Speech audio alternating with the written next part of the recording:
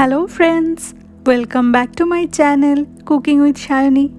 আজকের ভিডিওতে একটি চটজলদি নিরামিষ আইটেম তোমাদের সাথে শেয়ার করেছি, যেটা বানানোর জন্য 10 মিনিটের বেশি সময় কিন্তু লাগবে না। অতি পুরনো সাবেকি এই রান্নাটির নাম বেগুন কাসুন্দি। বেগুন কাসুন্দি বানানোর জন্য একটা কড়াই গরম করে তাতে দিয়ে দিয়েছি 4 টেবিল স্পুন সর্ষের তেল।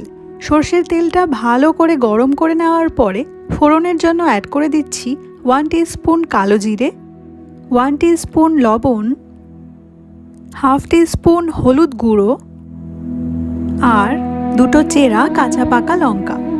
ফোড়নটাকে 20-25 সেকেন্ড লো মিডিয়াম হিটে ফ্রাই করে নিচ্ছি। বেগুন কাসুন্দি বানানোর জন্য বেগুনে আগে থেকে লবণ বা হলুদ গুঁড়ো মাখিয়ে রাখার প্রয়োজন নেই, কারণ আগে থেকে লবণ আর হলুদ গুঁড়ো মাখিয়ে রাখলে বেগুনটা খুব তাড়াতাড়ি নরম হয়ে যায়। এইভাবে তেলের মধ্যে ডাইরেক্ট লবণ আর হলুদ গুঁড়ো অ্যাড করে ফ্রাই করে নিলেই হবে। ফোড়নটা ফ্রাই করা হয়ে গেছে, এবার অ্যাড করে দিচ্ছি আগে থেকে কেটে রাখা বেগুনের টুকরোগুলো। এখানে বেগুনটাকে একটু লম্বা লম্বা করে কাটলেই ভালো হবে। একটা বেশ বড় সাইজের বেগুন আজকে আমি রান্নায় ব্যবহার করেছি। এখন বেগুনটাকে 2 মিনিট হাই হিটে ফ্রাই করে নিচ্ছি।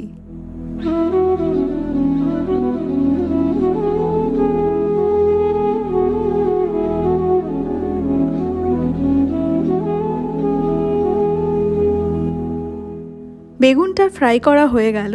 এবার কিছু গুঁড়ো মশলা আমি অ্যাড করে দিচ্ছি। প্রথমেই দিয়ে দিলাম 1 টিস্পুন জিরে গুঁড়ো, 1 টিস্পুন ধনে গুঁড়ো, 2 টিস্পুন আদা বাটা এবং অ্যাড করে দিচ্ছি প্রায় 5 টেবিল স্পুন কাসুন্দি।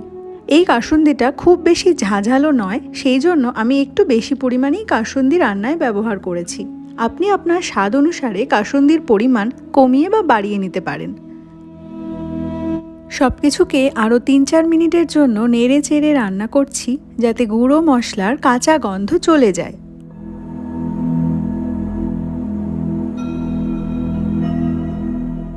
কাসুন্দির বাটিটা ধুয়ে প্রায় 1 কাপ মতন গরম জল আমি অ্যাড করে দিলাম। এই জলটা ফুটে ওঠার পরে ঢাকা দিয়ে আরও 3 মিনিটের জন্য হাই হিটে রান্না করে নেব।